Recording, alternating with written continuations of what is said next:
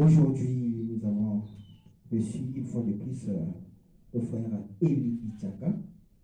Et avec lui, nous allons parler de l'écrivain prophète des temps modernes. Dernièrement, on est ensemble sur le foyer chrétien. Comment allez-vous? Exactement, Dieu vous bénisse. Et comme vous avez dit, c'est toujours un honneur de venir ici et parler sur ces quelques points des Écritures. Dernièrement, nous avons parlé du foyer chrétien, combien il était important d'avoir des foyers chrétiens, voilà, avec des programmes de la parole et tout.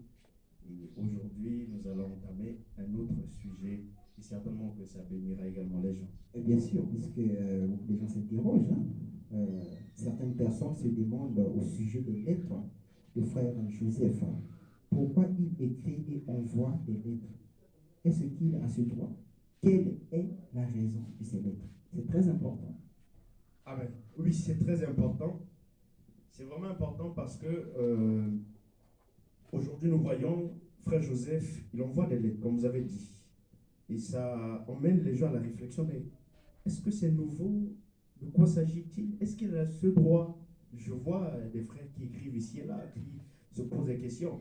Et j'aimerais, avant d'introduire, lire frère Branham ici, ce qui est important. Frère Branham va nous dire quelque chose de si merveilleux. Il dit dans Dieu est identifié par ses caractéristiques. Au paragraphe 97, le prophète dit, voilà la meilleure observation qu'un homme peut faire. Ne restez pas chez vous à critiquer. Venez voir ce qu'il en est. Sondez les Écritures. Venez voir. Au lieu de rester à critiquer, parce que je vois les gens critiquer, mais frère Joseph, il envoie des lettres, est-ce que ceci, est-ce que cela? C'est important de s'asseoir, n'est-ce pas, comme nous avons fait maintenant, de lire et de sonder les Écritures. Est-ce que c'est nouveau?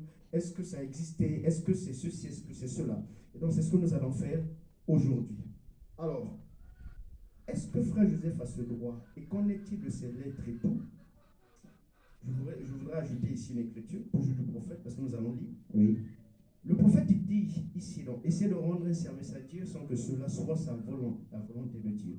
Paragraphe 237. Il dit, vous les pasteurs, vous ne devriez jamais dire à un prophète ce qu'il doit faire. Ou vous, les évangélistes, un pasteur, voyez, chacun a sa fonction et à condition qu'elle ait été parfaitement identifiée. Ce ne sont pas aux pasteurs, ce n'est pas aux frères Élie, ce n'est pas à tel frère de dire à un prophète ce qu'il doit faire et ce qu'il ne doit pas faire. Oh non, mais frère José n'a pas le droit de le faire. Non, mais ce n'est pas à toi de le dire. C'est ce Dieu qui a fait de lui un prophète qui lui conduit, n'est-ce pas? Certainement que cette conduite peut plaire ou déplaire à certains, mais c'est la manière dont Dieu a bien voulu choisir ou encore conduire son prophète. Voilà pourquoi ici, à la fin, frère Branham dit, à condition qu'elle ait été parfaitement identifiée.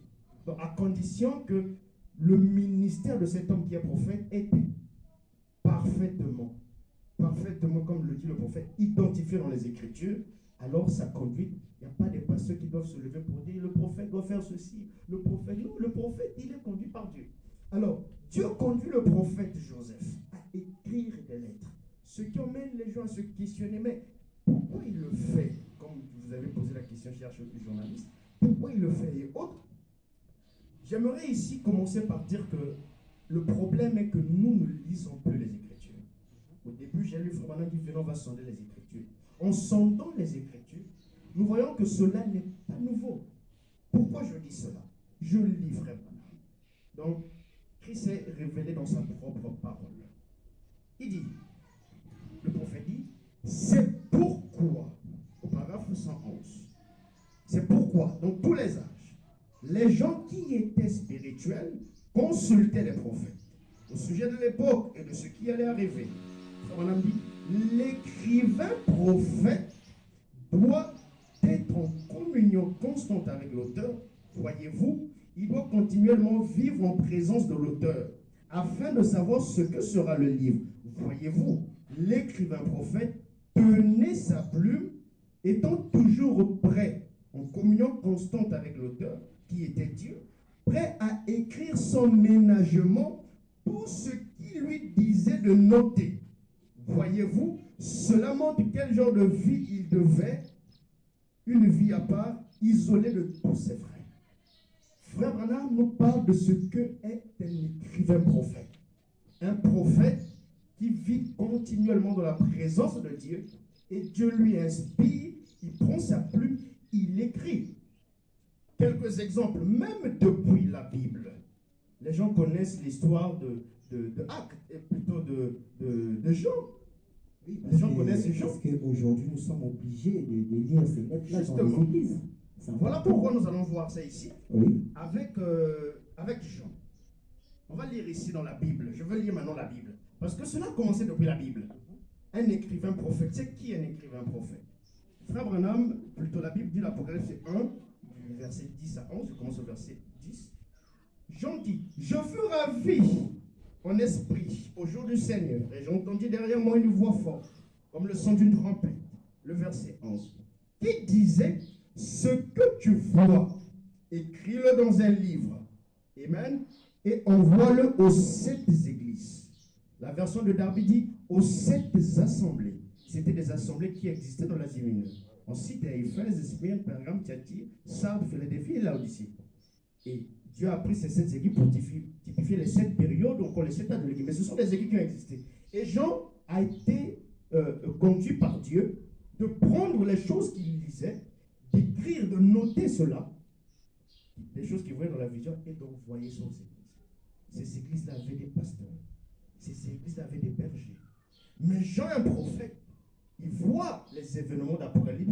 La voix lui dit, écris ça, on voit. Donc on voit même que depuis la Bible, cela a bel et bien existé. Jean était un écrivain prophète. Deuxièmement, regardez une chose.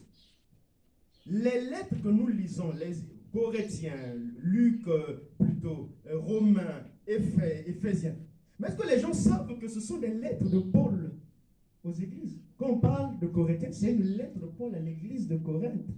Quand on parle d'Éphésiens, c'est une lettre de Paul à l'église, n'est-ce pas, Donc ça a commencé depuis l'Ancien Testament. Le problème, c'est que les gens ne sont pas les Écritures. C'est pas nouveau.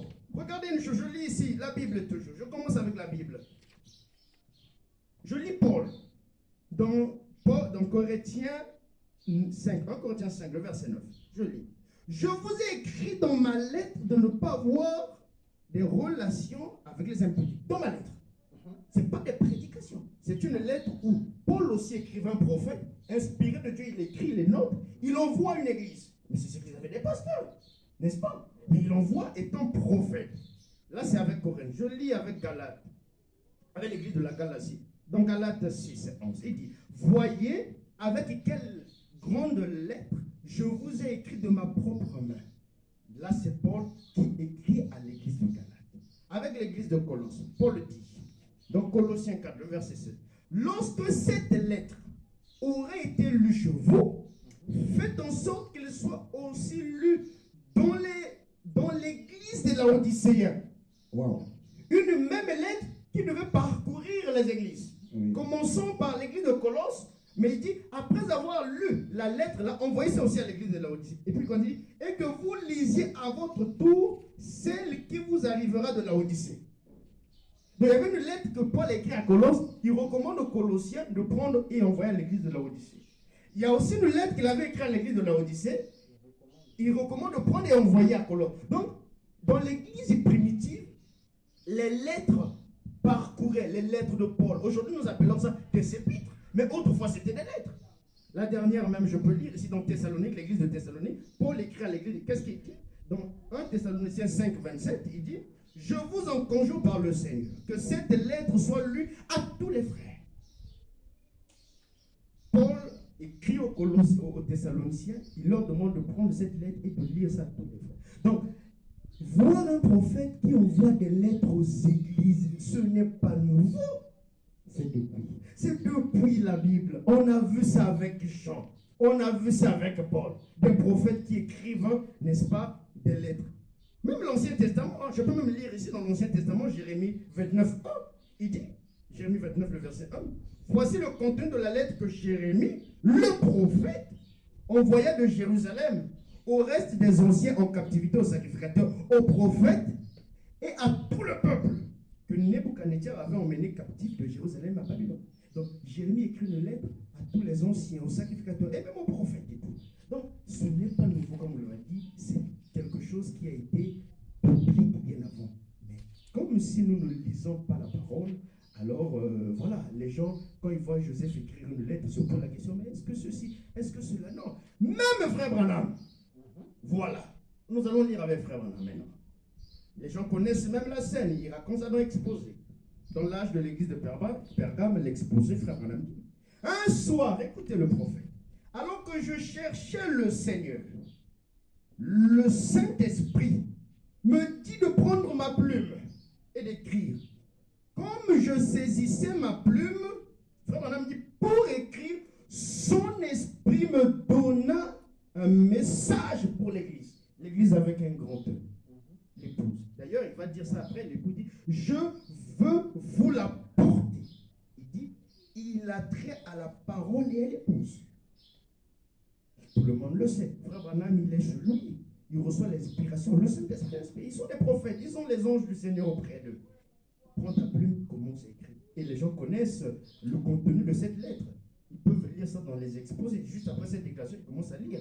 Comment est-ce que Dieu parle à son épouse, mais par son prophète, mais une lettre adressée.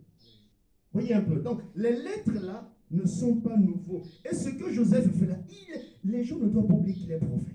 Au départ, j'ai dit, ce n'est pas à nous et à un pasteur de dire que le prophète ne doit pas faire ceci. Ce n'est pas toi qui l'as appelé au ministère. Il a été fait prophète par Dieu. Et Dieu lui conduit. Alors Dieu a conduit frère Joseph de cette manière à écrire à l'épouse chaque samedi. Nous avons chaque samedi des lettres qu'on appelle les aigles se rassemblent, où le prophète s'adresse à l'épouse. Maintenant, si quelqu'un dit que ça ne le concerne pas, ce n'est pas un problème. On n'a pas dit que c'est pour tout le monde. Si quelqu'un pense qu'il est concerné dans ces lettres, gloire à Dieu, il est béni. D'ailleurs, les lettres là, en circulant dans l'église primitive, ça bénissait les gens. Je lis ici dans la Bible. Je vais lire une écriture ici, dans Actes.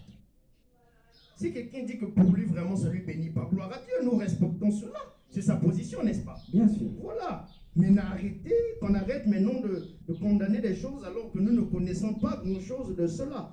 Je lis ici dans Actes. Voilà. Acte 15. Je commence au verset 23. Ils les chargèrent d'une lettre ainsi conçue, les apôtres, les anciens et les frères. Acte 15 nous relate le débat qu'il y a eu sur la loi de Moïse, l'observation de la loi de Moïse entre le frère Paul, n'est-ce pas, et les frères de la Judée. D'autres disaient, on doit vraiment, on est strict, on doit respecter toute la loi. Paul disait, non, la loi est passée toute. Alors il fallait remonter au quartier général, qui était l'église de Jérusalem. Pierre s'est levé, il a parlé, il a tranché la chose. Et maintenant, il fallait prendre ce que Pierre et les autres avaient convenu comme étant les anciens, les colons de l'église, d'envoyer ça aux églises, afin que les gens sachent ce qu'il en était. Alors ici, il dit, il est chargé, au verset 23, d'une lettre ainsi conçue, les apôtres, les anciens, les frères, aux frères d'entre les païens, qui sont à Antioche, en Syrie et en Sicile. Salut. Eux donc, ayant pris congé de l'église, allèrent à Antioche, où ils remirent la lettre à la multitude assemblée. Regardez maintenant le verset 31, c'est pénissant. Après l'avoir lu, les frères furent réjouis de l'encouragement qu'il leur apportait. Combien est-ce que les lettres-là ont encouragé les frères d'autrefois? Je peux témoigner également aujourd'hui combien est-ce que les lettres du frère Joseph nous encouragent dans cette voie que nous avons choisie. Vraiment, je vous dis, c'est encourageant. En fait, nous vivons avec frère Joseph ce que les autres ont vécu autrefois. On leur envoie des lettres, ils ont lu. La Bible dit, après avoir lu, les frères furent réjouis de l'encouragement qu'il leur apportait. Combien est-ce que les lettres du frère Joseph nous encouragent? Ce n'est pas quelque chose de nouveau ou quoi que ce soit, non. C'est la parole. Maintenant, regardez, les gens se posent maintenant la question, est-ce qu'il a le droit de le faire? C'est ça maintenant. C'est ça la question. Bon, est-ce que Joseph, il écrit à mon église, pourquoi? Bon, là je parle, je me mets dans la posture d'un pasteur qui a une église qui dit, mais comment Joseph? L'église locale. L'église locale. Je suis responsable de mon église. Je suis responsable de mon église. Regardez déjà, je vais vous faire remarquer quelque chose. Avant qu'il y ait les lettres, les aigles se rassemblent, il y avait des pasteurs qui recevait les lettres de frère Joseph. Frère Joseph les écrivait. Il venait même au bureau de la chaîne, il parlait de ça à l'heure de lui. Joseph m'a écrit, Joseph m'a fait ceci, Joseph m'a envoyé ceci. Vous voyez, les gens agir ainsi. Mais quand Joseph écrit à tout le monde, ils ne veulent pas que les brebis lisent. Vous voyez comment c'est un trafic d'influence? On veut utiliser frère Joseph pour montrer à l'église que oui, moi je connais frère Joseph. Frère Joseph m'écrit une lettre. Frère Joseph ceci. Mais quand ce frère, ce même Joseph-là, écrit maintenant à tout le monde, on empêche les brebis de lire. Alors qu'autrefois on disait qu'il nous a écrit. Toujours pareil. C'est incompréhensible. Donc, quand le prophète écrit, d'abord lui-même quand il dit chère épouse du Seigneur, il s'adresse à l'épouse. Maintenant les gens se posent la question, est-ce qu'il a ce droit? Est-ce qu'il a ce droit? On a lu ici Jean, l'écrivain prophète. D'autres fois, voilà pourquoi même dans le temps on dit l'écrivain prophète des temps modernes. Pour aujourd'hui, c'est Joseph. Mais autrefois, il y en avait. Jean qui était écrivain prophète. Paul avait, étant le messager d'Éphèse, il a marché jusqu'à ce qu'il quitte la scène. Jean prend la relève. On en parle de ça, je crois bien, dans ce rangé du côté de Jésus. Il dit, quand Paul est parti, Jean a pris la direction de l'église. Au paragraphe 28. L'église corps du Christ, ce n'est pas l'église locale, non. L'église corps du Christ avec un E majuscule. Maintenant, quand Jean a pris cette charge de l'église, en continuant l'œuvre de Paul, en prenant la place de Paul, Jean pouvait se permettre, n'est-ce pas, de prendre des lettres. D'ailleurs, comme l'Esprit lui-même lui a dit, prends ces lettres, envoie aux églises. Pensez que ces églises-là n'avaient pas de pasteur. Ces églises-là n'avaient que des brebis. Bon, je ne sais pas s'il y a des églises aujourd'hui qui n'ont que des brebis, mais les églises avaient des bergers. Bien sûr. Mais quand Jean écrit, en sachant que Jean était un prophète, c'est-à-dire les pasteurs-là recevaient cette lettre avec joie et ils lisaient ça à leur assemblée. Les lettres de Paul étaient lues ici et là, dans les assemblées. Donc ce sont des lettres. Ce n'est pas une question de savoir est-ce qu'on a le droit ou pas. Non. Quand un prophète écrit quelque chose, sous l'inspiration de Dieu, nous avons le droit de lire cela. Et je bénis les hommes de Dieu. Il y a certains hommes de Dieu aujourd'hui qui prennent les lettres là, qui lisent ça du haut de leur chair. C'est une lettre que Dieu nous a adressée par un prophète. Lisons cela. Voyez un peu, au lieu de jouer, n'est-ce pas, à ce trafic d'influence et toutes ces choses-là. Joseph écrit, les ex se rassemblent chaque samedi, ça sera profitable pour les brebis. Et un pasteur qui le sait, comme dans le Nouveau Testament on a lu, ça encourage, ça fortifie. Et moi je peux lever ma main pour dire combien est-ce que ces lettres-là nous fortifient. Chaque fois que frère Joseph il prend sa plume pour nous écrire, lui qui est un écrivain prophète, des temps modernes d'aujourd'hui, mais cela nous bénit. C'est de cela qu'il s'agit. Donc, voilà un peu, j'ai entendu, la raison de ces lettres, c'est cela. Ce n'est pas un nouveau message.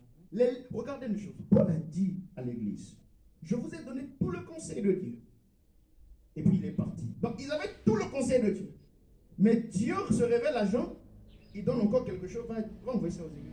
Est-ce que cela devait dire que c'était un nouveau message? Non. Les gens ont tendance à dire, nous avons tout le message. On n'a besoin de rien. Exactement. Personne ne croit qu'on a besoin de quelque chose. D'ailleurs, frère Joseph lui-même dit, nous n'avons besoin de rien.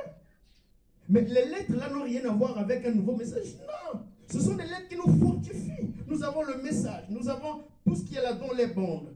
Mais Joseph nous écrit, et d'ailleurs, quand il nous écrit le samedi, les gens connaissent la raison. C'est pour nous appeler à écouter le bande le dimanche. Donc, c'est une invitation. D'ailleurs, lui-même l'a dit. C'est pas une obligation. Voilà pourquoi j'ai dit, si quelqu'un pense que ça ne le bénit pas, on respecte son ordre, gloire à Dieu. Il fait ce qu'il pense être juste. Mais nous qui pensons que ces lettres nous bénissent, laissez-nous croire à cela et les lire chaque samedi. Il nous invite à écouter un sermon du prophète le dimanche. Donc, c'est de cela qu'il s'agit. Il n'y a pas lieu, n'est-ce pas, d'occulter les choses. Il n'y a pas lieu de mal comprendre les choses. Quand frère Joseph nous écrit les lettres, ce sont des choses qui ont existé toute la Bible. On a vu Jean, après que Paul soit parti, en donnant à l'église, à l'épouse, tout le conseil de Dieu, mais cela n'a pas empêché à Dieu de se révéler à celui qui avait pris sa place et lui inspirer afin qu'il écrive les lettres et envoyer aux églises. C'est la même chose. Frère Branham est parti, notre prophète que nous aimons. Il nous a donné tout le conseil. D'ailleurs, lui-même, dans certaines déclarations, il a dit, comme Paul l'avait dit, moi, si je peux, je vous ai donné tout le conseil de Dieu. Nous le croyons. Mais quand il est parti, il a dit, Dieu va appeler Joseph à prendre sa place. Continue le ministère. Et en continuant le ministère de la même année que Jean avait continué le ministère de Paul, il il avait le droit là d'écrire aux lettres. Mais non, regardez une chose. Si, par exemple, Jean écrit l'église d'Éphèse avec un berger, le berger dit, bon, moi je ne veux pas de ces lettres de Jean. Moi c'est seulement Paul. C'est son droit. On ne condamne pas cela. Mais on comprend qu'il ne comprend pas la relève qui s'est faite. Ah oui? Il a pourtant le droit. C'est vrai, on ne dit pas que tout le monde est censé lire cela. Non, ça c'est pas de la dictature, une obligation. Non. Ceux qui croient que Joseph continue le ministère de Frère Branham. Ceux qui croient que Joseph est un prophète. Oui, parce que d'autres disent que non, dans un âge, il ne peut pas avoir deux prophètes. Justement, non, ça aussi. deux prophètes majeurs. Frère Branham le dit dans Timothée. Et ça, il dit, mais je ne nie pas qu'il y ait des prophètes comme Agabus. Il prend le type de l'âge d'Éphèse où il y avait un prophète messager qui était Paul. Mais quand Paul est parti, d'abord, depuis le vivant de Paul, on a vu un prophète exercer son ministère. Agabus. Il a prophétisé sur toute la terre, un prophète mineur, qui prophétise sur toute la terre, la famine qui devait arriver. Quand Paul s'en va, Dieu suscite un autre prophète. Donc aujourd'hui, nous devons comprendre que Frère Joseph, le frère Branham qui est notre prophète et messager, il est parti. Il nous a laissé la parole dans les bandes. D'ailleurs, lui-même le dit. Il le dit dans Dieu dévoilé. Paragraphe 362, il dit, ô Seigneur, je remets le message sur bande. Le message que nous croyons n'est pas dans les airs. Le message que nous croyons était enregistré dans les bandes. Pour que nous écoutions cette voix, sur l'Apocalypse 10, au jour de la voix du 7e mois.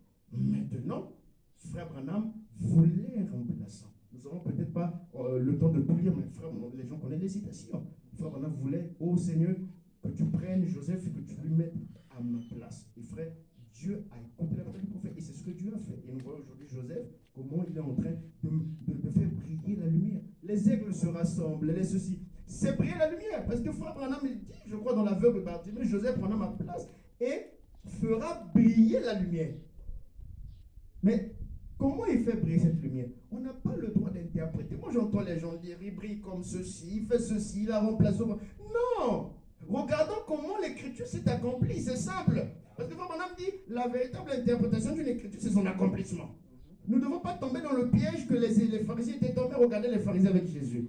On a dit que le Messie viendra. Il naîtra et puis il viendra dans le temple, les trompettes sonneront et tout. C'est Isaïe qui l'a dit. Ils ont pris ces écritures, ces citations du prophète, ils ont commencé à interpréter ça dans leur église. Mais quand le Messie vient, le temple dont il s'agit là était devenu une étable. Regardez comment l'accomplissement a interprété ce que le prophète avait dit. Pendant qu'eux, ils attendaient de voir le Messie apparaître, je ne sais pas, sous le ciel et tout. Non, il est pour lui venir dans une étable. Voilà pourquoi il est malsain pour les frères d'interpréter une prophétie. N'interprétons pas. Frère Branham dit qu'il fera briller la lumière. Nous croyons cela. Mais nous regardons comment il fait briller la lumière. S'il fait briller la lumière pour le Branham Tabernacle seulement, mais on comprend qu'il s'agit seulement du Branham Tabernacle. Mais s'il fait briller la lumière étant prophète qui a le ministère et qui s'adresse à toutes les pauvres, nous croyons que c'est l'accomplissement. Voyez un peu donc, comme vous avez dit, il n'y a pas, on ne fait pas de Joseph un deuxième prophète ou quoi que ce soit. Non. Frère Joseph est tout simplement en train de continuer ce merveilleux ministère que nous avons reçu ce temps de la fête. Ce n'est pas son ministère à lui. Lui-même le dit chaque fois. Il nous appelle simplement à écouter les paroles. Il dit, je ne veux pas que vous écoutiez Joseph Branham. Non.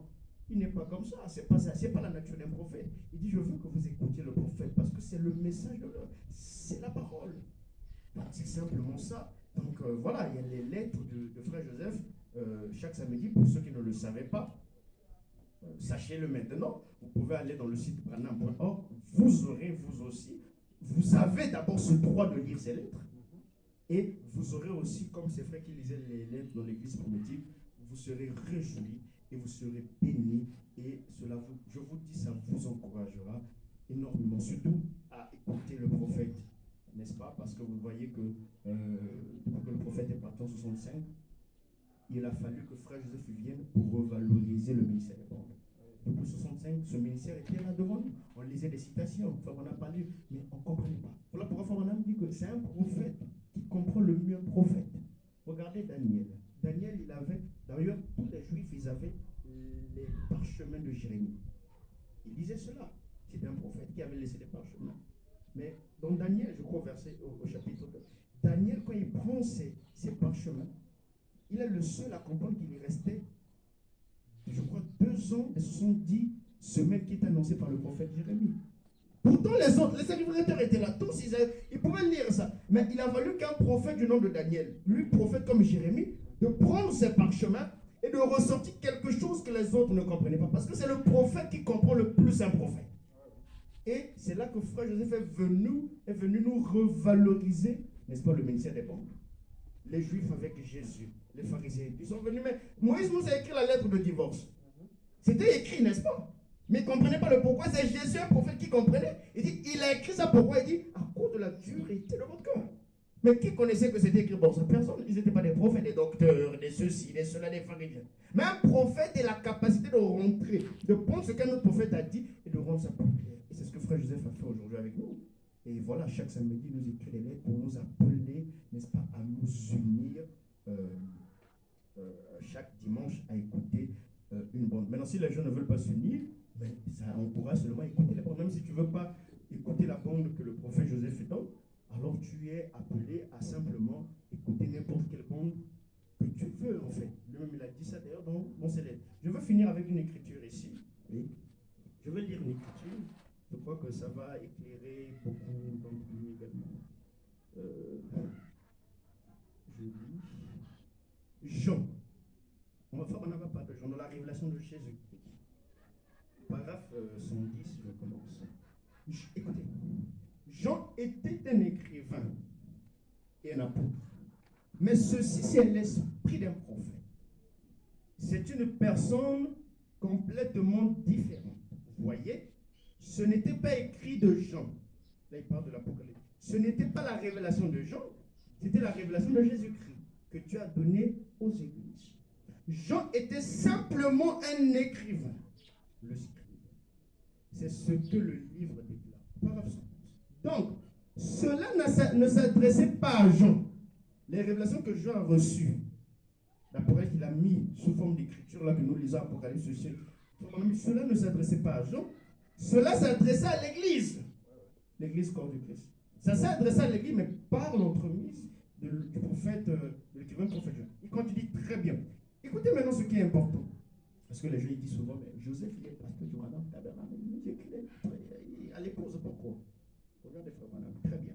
Jean, à ce moment-là, était pasteur de l'église d'Éphèse. Wow.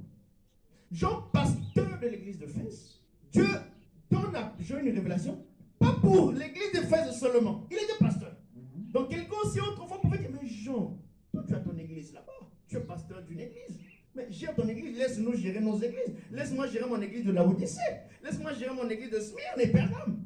Regardez ce que le dit. Très bien. Jean, à ce moment-là, était pasteur de l'église d'Éphèse. Donc, le livre s'adressait à Jean ou à l'église, pas à Jean. Jean, pasteur de l'église d'Éphèse, Dieu lui révèle des choses pour l'époux. Il envoie ça aux églises, aux sept églises. Mais c'est la même chose. Parce que le fait que frère Joseph soit pasteur du Branham Tabernacle, c'est comme si ça aveugle les gens. Je vais prendre. Frère Branham n'était pas pasteur du Branham Tabernacle. Mais frère Branham était pasteur du Branham Tabernacle. Est-ce que parce qu'il était pasteur du Branham Tabernacle, que nous devons croire, n'est-ce pas, que voilà, tout ce que frère Branham a dit, ça concerne que le Branham. Non, il n'existe pas de prophète pour une église locale. Les gens doivent comprendre ça. Il peut avoir un pasteur d'une église locale, tu as la charge, tu es berger et tout. Mais un prophète, il peut avoir la charge de l'église d'ailleurs, il fait la fonction ou encore l'office, mais étant prophète, Dieu peut lui donner une révélation pour Dieu parle par les prophètes. Donc nous avons vu l'exemple simple. Jean, pasteur de l'église d'Éphèse, mais Dieu se révèle à lui.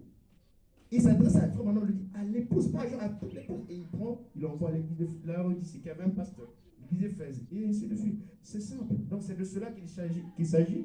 Arrêtons, n'est-ce pas, de critiquer les choses de loin. Il est important de s'asseoir, de sonder les Écritures, de voir est-ce que ce que le frère j'ai fait, est-ce que ça a commencé? Ça a commencé depuis la Bible. Et voilà, il n'est pas le premier écrivain prophète qui existe. Il y a eu des gens, même Paul écrit des lettres. Frère Branham, notre prophète que nous avons lu l'exposer, il a été inspiré, il a écrit une lettre qui s'adressait à toute l'épouse. Est-ce que l'épouse là c'était seulement le Branham Tabernacle? Il était pasteur du Branham Tabernacle.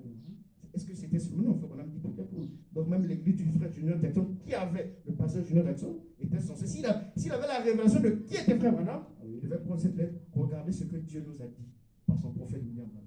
Et je bénis Dieu de ce qu'aujourd'hui il y a des hommes de Dieu, les Éphésiens 4, ordonnées de Dieu avec un appel authentique et qui ont compris cela et qui prennent ces lettres-là, les exhortations et disent ça du haut de leur chair pour fortifier leur brebis. Voilà. Et merci beaucoup, le frère Élie. Nous sommes aussi arrivés à la fin de notre émission. Un dernier mot ici, vous avez des gens salués, vous pouvez le faire. Voilà, les gens salués, je ne crois pas, mais seulement que Dieu bénisse ceux qui nous suivront certainement. Et nous faisons croire que ces petites vidéos que nous faisons, n'est-ce pas, pourront bénir quelqu'un quelque part et tout. C'est parce qu'on n'est pas ici pour se faire montrer ou de montrer quoi que ce soit. Non, pas du tout. Voilà, nous sommes là pour essayer de dire quelque chose qui pourra bénir un enfant de Dieu. Et c'est pour nous la chose essentielle. Dieu vous bénisse et à nous revoir au prochain rendez-vous.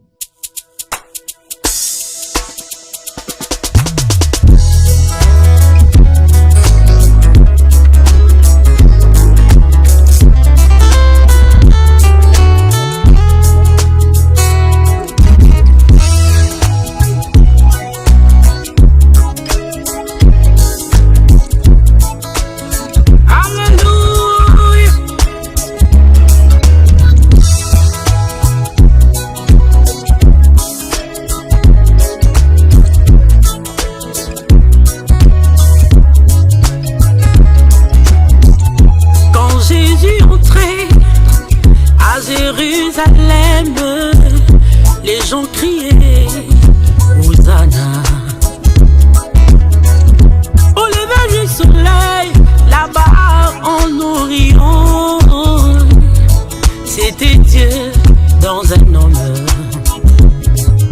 La vie éternelle, Dieu le Père, marchant en Galilée, les gens criaient Hosanna. Hosanna, Hosanna, Hosanna. Hosanna, Hosanna, yeah. Béni soit le Fils de l'homme. Hosanna, Hosanna, yeah. Béni soit le Fils de l'homme.